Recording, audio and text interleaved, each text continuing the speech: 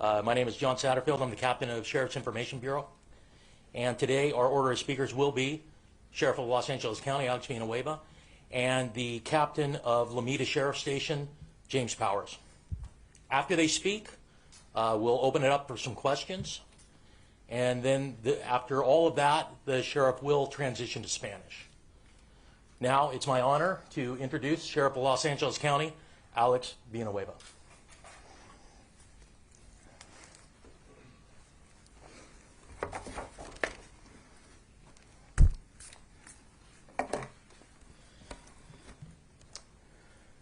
Thank you, John. Good morning, everyone, and welcome to the Hall of Justice.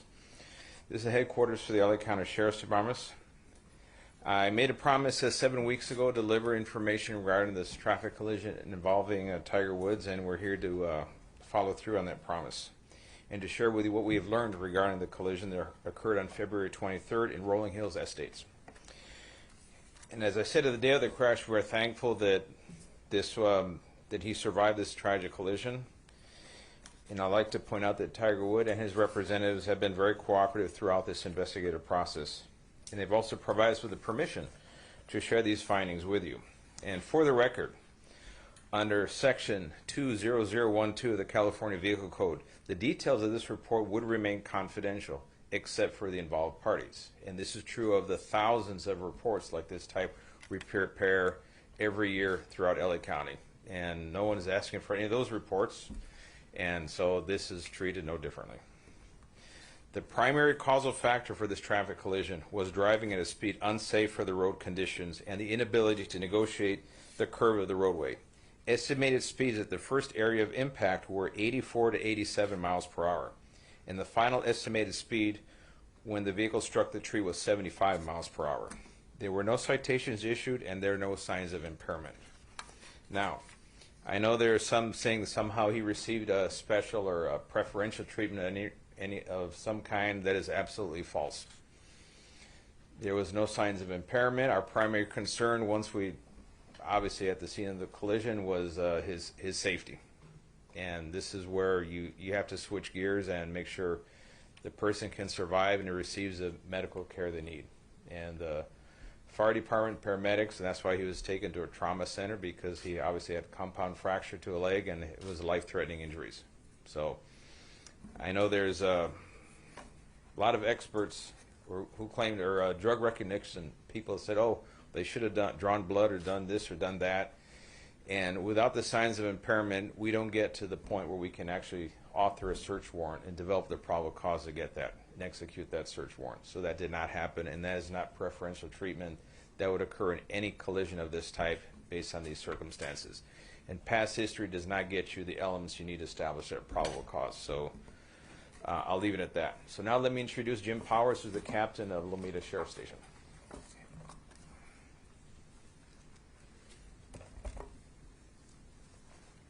Thank you, Sheriff. Thank you for having me here. Good morning. I'm here to discuss some of the details of the traffic collision that occurred on Tuesday, February 23rd of this year at approximately 7:12 in the morning on Hawthorne Boulevard in the city of Rolling Hills Estates involving Mr. Tiger Woods. I'd like to first introduce the deputies that were involved in this investigation. The first responding deputy is Deputy Carlos Gonzalez, who is to my right.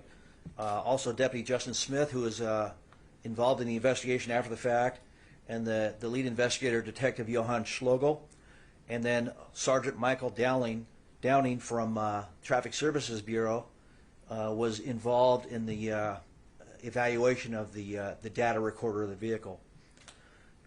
So upon our arrival, when Mr. Woods was involved in the collision, we responded. The vehicle was off the roadway and on its side. Mr. Woods was still inside the vehicle, his seatbelt was still worn, and the airbags had deployed. Mr. Wood appeared injured. Based on his appearance and to prevent further injury, we waited for the paramedics to arrive to remove him from the vehicle and transport him to the hospital. There should be a slide of an aerial view. The median is depicted on the slide where the first area of impact was. There's a sign on the median that was the second area of impact, which is depicted by red dots. And then the third area of impact was on the west curb on the opposite side of Hawthorne Boulevard. And then the fourth area of impact was a tree west of the curb off the roadway, approximately 71 feet. And the blue dot that's indicated there is where the point of rest where the vehicle was. The impact of the vehicle when it hit the tree caused the vehicle to go airborne and do a somewhat pirouette, landing on its side. The follow-up investigation after the fact, as the sheriff indicated, there was no evidence of any impairment. There was no odor of alcohol. There were no open containers in the vehicle. And there were no narcotics or any evidence of medication in the vehicle or on his person. In this situation, the question was asked about, did we conduct field sobriety tests? Due to his injuries and the traumatic nature of his injuries, it would not be appropriate to do any type of field sobriety test. I will say that Tiger Woods and his management team have been in communication with us and have been throughout this entire event and have cooperated with any of our follow-up investigation questions and have responded to any of our questions and or concerns. The event data recorder was investigated, and on March 1st, we examined that data recorder after obtaining a search warrant that was signed by Judge Tony Cho of the Torrance Courthouse. There's an airbag control unit of the data recorder that showed information that we described as Event 1 and Event 2, and a combination of Event 1 and 2. Those events are areas of impact that was recorded by the recorder. The airbags were deployed, and each event shows a 5-second window, and the combination of both events show a 7-second window prior to the collision and up to the collision. The event data recorder showed speeds ranged from 82.02 miles per hour to 86.99 miles per hour and back down to 68.35 miles per hour. A second reading of this event data recorder is the acceleration pedal percentage, which is the pressure applied to the accelerator pedal during the collision. This measurement was at 99% at the area of impact, at all the area of impacts of the collision. The data recorder also recorded braking. There was no evidence of braking throughout this collision. It is speculated and believed that Tiger Woods inadvertently hit the accelerator instead of the brake pedal, causing that 99% rating on the accelerator pedal. Steering was also recorded, and it ranged from a -10 to 55. And this is on a 360-degree circular model, so it indicates that steering was made from the left and to the right, and it's believed that this could be from trying to correct from the impacts and also the impacts itself throughout the collision. Again, the estimated speeds of impact were 84 to 87 miles per hour at the median, 84, and then at the impact of the west curb line, it's estimated the speed was about 75 miles per hour. And these are estimated speeds based on the recordings from the data recorder. The cause of the collision is determined by the statements of the parties involved, any independent witnesses, facts of the scene and roadway, and the opinions of the traffic investigators. There were no independent witnesses of this collision, and the primary cause was driving at a speed unsafe for the road conditions and the inability to negotiate the curve of the roadway. No citation was issued, and there were no independent witnesses and no observations by a peace officer which would support the issuance of a citation. And that's all I have, and if you have any questions, we welcome them. So do you want to answer, or does the sheriff want to ask first? Are you good with him? That's fine. Captain, thank you, Elizabeth. Captain, was there any evidence of distracted driving? I mean, did you check his phone for any texting or anything like that? We did not check his phone for texting, and there was really no need to do that. And so there was no other evidence. The only associated factor, well, there's two factors: the speed and the failing to maintain the straight course of the curvature of the roadway. That's it. There's nothing from the cell phone to indicate any type of distracted driving. So there was no texting or phone calls or anything around that time? Not to our knowledge. Captain, what about blood work? And there was a lot made about being able to draw blood at the scene, which I know is preposterous, but the notion that that you did have access to blood work at the hospital. Did you seek a warrant for that at all? We did not seek a warrant because there was no indication for us to do so. And so based on all the facts, there was no evidence of any impairment or intoxication. And so in order to obtain a search warrant, you have to have probable cause to be able to articulate that. And that did not exist. So no DRE was ever even dispatched? We have our investigators out there, and they are qualified DREs. And so those questions were asked, and they're all indicated and documented in the report. Thank you, sir. Captain, can you explain this inadvertently hitting the accelerator? Can you explain that one more time? It's believed that when you panic or you have some sort of a sudden interruption while you're driving, your initial impact is to, or your initial thought is to hit the brake, and it's believed that he may have done that, but hit the accelerator and didn't hit the brake. We don't know that. He doesn't have any recollection of the incident, and like I said, that's a speculation. There's zero braking throughout that recording of the data recorder, and it's 99% acceleration on the pedal. Captain, wouldn't it seem to be logical to check to see if Tiger Woods was perhaps distracted using his cell phone or texting before the accident? Well, I mean, it's not going to change anything. The cause of the collision was the speed and the inability to maintain the roadway. And so all it would have been is an associated factor, which wouldn't cause the collision. And our goal is to find out what the primary cause of this collision was, and that's it. Did you ask him if he was texting or on the phone before the accident? We don't have that knowledge. Captain, considering the fact that Woods was not recalling at all the fact that he had been driving, had no recollection of it, is that not justification for doing a DRE at a later time or potentially blood alcohol test? No, but my investigators, as they interviewed him at the scene and at the hospital, the questions were asked, and there was nothing to indicate any type of intoxication. He did answer those questions. He did not. He stated he didn't drink. He didn't. There's nothing. He's not under. He wasn't taking any medication. So those questions were asked and answered. And was there any reason for the excessive speed? Did he justify that at all? At this time, we're going to open it up to the phones. Thank you. Ladies and gentlemen, if you have a question on the phone line, please press 1 then 0 on your telephone keypad. Captain, this yellow line, is that an accurate depiction of the And our steering first question every comes year from away Craig Bickner That's an estimate. with KNX News Radio. Please go ahead. Hi, good morning. Thank you for taking the call. I want to know, based on this vehicle and the way it's configured, it did have some ability for autonomous driving or autonomous capabilities. Do we know if any of those were in use at the time of this collision or before? We do not know that answer to that question, and we did not retrieve any of the information like that from the data recorder. Captain, I think that car is equipped with cameras too. Do you know if they were rolling on this thing? Which camera, sir? I believe that car can be equipped with cameras, like a dash cam. Do you know? I don't believe that car had any cameras equipped. Captain, did Woods give any reason for the excessive use of speed? No, he has no recollection of that collision, so he's not even aware of the speed until it was presented in this case. Captain, how would you describe that speed for that situation?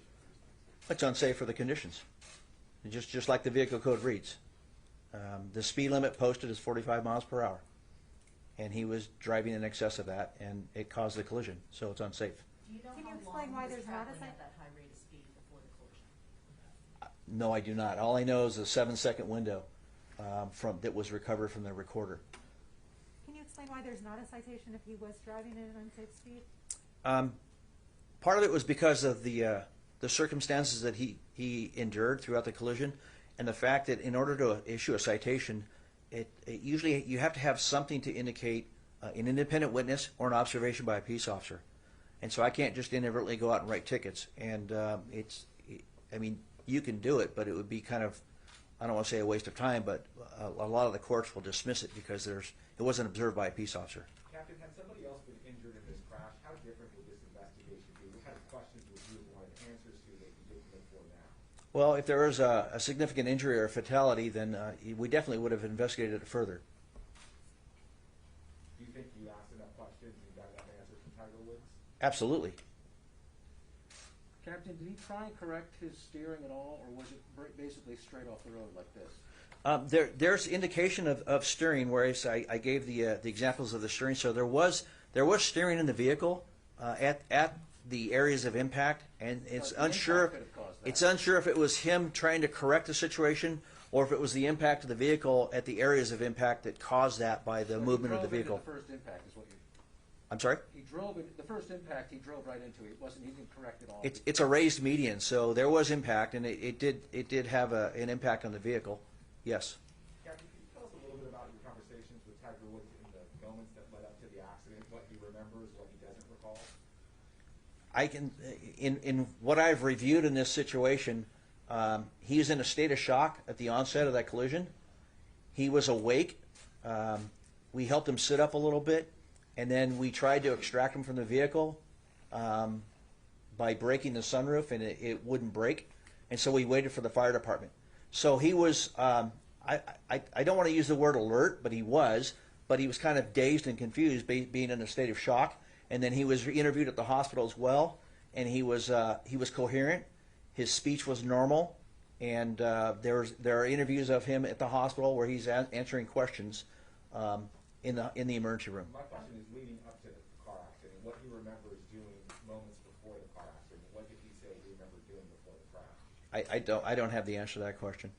I assume those questions were asked, if he was distracted. Well, I know that I know that there was allegations of an incident that occurred prior to the collision, which I reviewed video footage, and he was.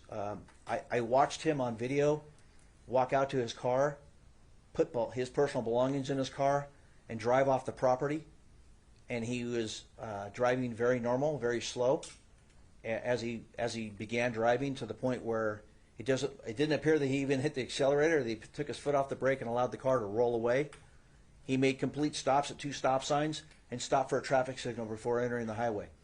And so there's no evidence of any increased speed or rush behavior. I guess leading up to the crash, though, was Tiger Woods late to an appointment? Was he on his cell phone? What did he tell you about the moments leading up to the crash, why he may have been traveling at that speed?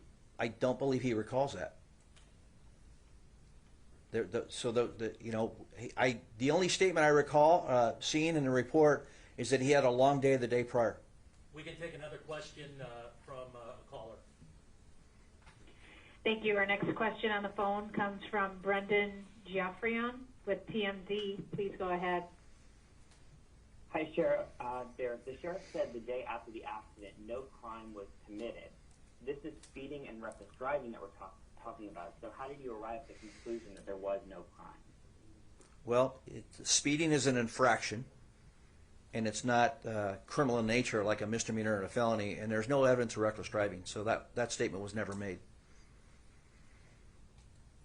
Another question is, if Tiger was driving 85 to 87 miles an hour in a 45 zone, why no ticket for reckless driving or speeding? Because reckless driving, you have to have multiple violations in conjunction with one another, like multiple unsafe lane changes, passing vehicles in an unsafe manner, kind of like road rage stuff, and that did not exist here. Therefore, reckless driving is not appropriate. And the speeding, there was no independent witnesses regarding the speeding, and it wasn't observed by a peace officer, so no citation was issued. Captain, how Last often question is that for the you. In case? your opinion, did Tiger make a conscious effort to avoid the accident? We don't know that. Captain, how often is that the case? Woods walked away without the citation. When you consider other drivers and crashes similar to this, how often is that the case, that they are not cited later because of the excessive speed? Each case is decided on an individual basis, case by case basis, and so in situations like this, the decision was made not to issue a citation. That's it. And why was that decision made in this case? Well, as I stated, there was no independent witness to support that saw the violation, and there was no deputy sheriffs or peace officers that witnessed the violation. Let me add to that real quick. The decision not to issue a citation would be the exact same thing for anyone in this room who went through the same situation, a solo traffic collision. There's no witness. It's an infraction only, and we're not going to issue a citation on an infraction not committed in a peace officer's presence or independent witnesses, period. That would apply to everybody. So any inference that somehow is special is false. Despite the evidence that you have on the event data recorder? The event data recorder, that tells us physically what happened, but we need a human being to witness it. There was quite a bit of discussion after this accident about this particular stretch of roadway. Yes. Have there been adjustments made on the roadway? And how much of this accident do you blame on the roadway versus the driver? Well, this stretch of particular roadway, I believe we spoke a few weeks ago that it had, I think, was it 13 or 14? 14 traffic collisions. If you're going like a quarter mile prior to quarter mile after that stretch of roadway in particular. So it is hazardous. It encouraged it just by the design is straight away going downhill into a curve. People are approaching it with way too much speed for the conditions of the road. This has been brought to the attention to the supervisor, Janice Hahn, is in her district, and they are trying to address that with some ways of traffic control to slow down the speed. How much do you blame that particular roadway for this crash versus the driver? Well, it's the driver bears a responsibility regardless of the roadway, as long as the roadway is designed with the basics. However, this stretch of roadway in particular has a little bit more than average share of collisions, so they need to rethink how this is designed and what we can do to slow down the traffic. Sheriff, if Tiger Woods had been involved in another vehicle, if he had injured somebody, would he be facing some pretty serious criminal charges? On the same conditions, no.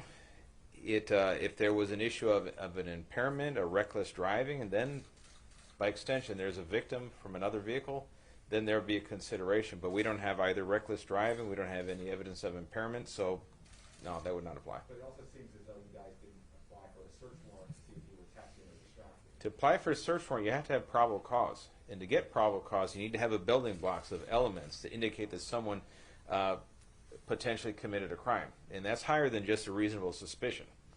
And we do not have those building blocks to get to a probable cause. So therefore, you cannot approach a judge with a search warrant just because, well, we knew he had trouble in the past or something, therefore, can you sign this? And the judge is going to say, get out of here. All right, at this time, it's going to transition to Spanish. Will you be able to answer questions non-crash related while you're Sure. here? Thank you. All right, para español, como hice una promesa cuando ocurrió ese incidente con el golfista Tiger Woods, que ese accidente ocurrió el 23 de febrero en la ciudad de Rolling Hills Estate, y gracias a Dios sobrevivió el accidente, que fue muy violento, y tenemos los resultados de esta investigación. La primera causa que por lo que este accidente ocurrió fue la velocidad demasiado alta para las condiciones de este estrecho del camino, del Boulevard de Hawthorne. Y la segunda es el que iba manejando Tiger Woods no pudo manejar la curva después de una recta. La combinación de esos dos factores fue el resultado de ese accidente y la causa del accidente. Se estima que su velocidad era entre 84 y 87 millas por hora al momento del impacto con el centro de la calle. Y cuando chocó con el árbol al otro lado de la calle, al lado oeste de la calle, andaba a 75 millas por hora.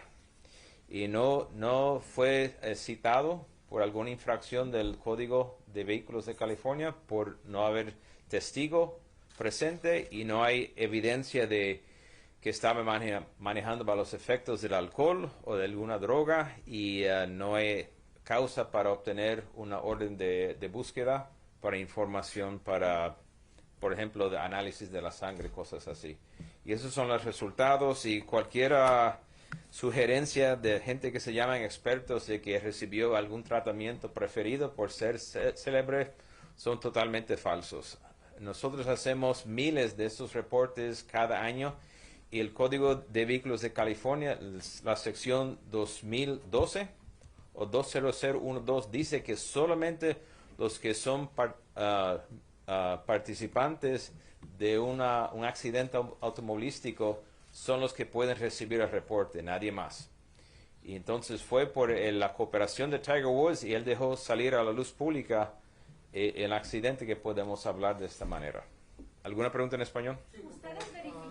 ¿Ustedes verificaron el celular para saber si Tiger Woods iba manejando y enviando textos al momento del accidente? Para obtener los datos del teléfono celular se necesita también una orden de búsqueda. No tenemos los elementos para establecer esa razón para tener esa orden de búsqueda. Pero según él, no lo andaba haciendo. Señor Villanueva. Sí. Gracias. ¿Se le dio trato preferencial en este caso a Tiger Woods? No, en ningún momento. Nuestra primera preocupación es sus heridas eran muy serias de vida o muerte y queríamos rescatarlo, salvarle la vida y salvarle la pierna, y los paramédicos, los bomberos lo llevaron inmediatamente a un salón de emergencia de la primera categoría. Ellos pasaron a varios hospitales y fueron al Hospital General, was it Harvard? Right? Harvard General? Sí, ahí donde tiene un centro de trauma. Pero en un caso como este, señor Villanueva, ¿no es normal de que se le haga una prueba sobre alcohol o sobre drogas cuando hay un accidente de esta magnitud? No, tiene que haber, para hacer eso, tiene que haber elementos que dicen que había una embriaguez de alguna forma. Si están los elementos, no podemos hacer esa prueba. Esas pruebas son muy intrusivas y se requiere por la cuarta enmienda de la Constitución de los Estados Unidos, la Carta de Derechos, se requiere tener causa probable para entonces buscar esa orden de búsqueda que nos permite obtener análisis de sangre, los datos de los teléfonos celulares, por ejemplo. Sin tener esos elementos para causa probable, no se permite. Eso es la Constitución, y esa Constitución, esos derechos aplican ya sea a Tiger Woods como a cualquier persona aquí, como a cualquier persona en la calle. Si iba a alta velocidad, entonces, ¿por qué no recibió una multa, señor Villanueva? Porque cuando se da una multa tiene que ser observado por un oficial de la ley o orden. No puede ocurrir remotamente y después lo hacemos. Tenemos que observarlo. Y porque es una infracción, no es un crimen menor o delito grave. Infracciones, tenemos que estar presentes. Okay. I think. Yes, thank you, Sheriff. I was watching a town hall meeting the other day with Supervisor Holly Mitchell, in which she referred to the leaders of the DA's Association, Sheriff's Association, and law enforcement in LA County as white supremacists. I just wanted to know if you had a comment on that. Well, those comments, I don't expect them from a responsible elected official in Los Angeles County or anywhere in this nation. It's reprehensible, irresponsible, and I think that supervisor owes an apology an awful lot of people who dedicate their lives to preserving public safety, the public peace, and put their lives on the line, and to, paint them with a broad brush of white supremacists is just totally uncalled for. It's unprofessional. Do you suppose these kinds of comments coming from elected officials will drive some sort of public sentiment? Well, it does. It drives a narrative for people that already have an animus towards law enforcement, which makes the job of deputies and police officers out there contacting the people that don't want to go to jail to begin with when they're in the act of committing a violent crime. Now they have more. They somehow feel that now they have a supervisor back in their play that they can resist being arrested, even though they're committing a crime. So this does not help officer safety out there in the field. And all it does is it continues a spiral of conflict between community members and law enforcement. It does not serve the public's interest at all.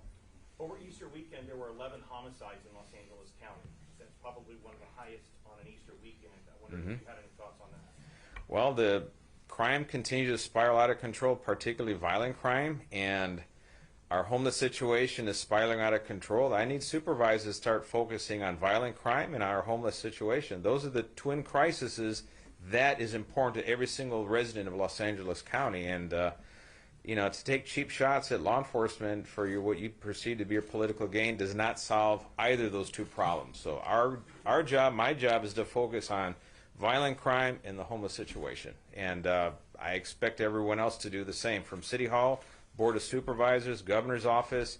We need to get busy now because the problems are real, and just trying to fan the flames of political divisions does not solve any of these problems. Last question. Violent crime is up in Los Angeles County. Homicides alone, we measured them on Monday, 152%, which under ordinary times is people would say, oh my God, that's extraordinary. It's a crisis. It is a crisis. Unfortunately, the times we live today, there's people that think, so what? Who cares? They still have their agenda, and they're just going to ignore people dying left and right around them. We're not going to ignore that. Do you have a number to tie to that? I'm sorry, Captain. Do you have a number to tie to that 152%? I do have the number. We can provide it for you. Yes, I just saw the chart on Monday, and it's actually went up from 133% to 152%. And that's prior to calculating this weekend. Just one last, Thank you, Sheriff. one last question on the crash. I'm Yes. curious about Tiger Woods, the airbags that went off. Do we know if the airbags went off when he hit the center divide, or when it? Because I know there was multiple airbags, or did they go off after he hit the tree? Well, typically the airbags depend on what type of sensor they have. There's sensors that are bumper, and they're impact generated, and those make everything go off. There are other ones that are a little higher end that they sense a loss of inertia, and then they deploy. So I don't know if you know which type of It's believed that the sidewalk in the tree. sidewalk in the tree. All right, so there you go. So they went off when? When they hit the sidewalk in the tree. So at different times. they Yes. went off. Final question will be from our last caller. Thank you. That will come from the line of Haley Winslow with Fox LA. Please go ahead. Hey, Sheriff, thank you so much. I'm just wondering about the body cam footage from the deputies who responded to Tiger's crash. Will that be released? Are we going to release that? I believe not. And I think at that point, all it's going to show is a badly injured person. They have their privacy issues. That we'll respect that. Right. Can you leave the graphics up? Thank you. Yes, we'll leave the graphics up. Thank you, All right. Sheriff. All right. Thank you.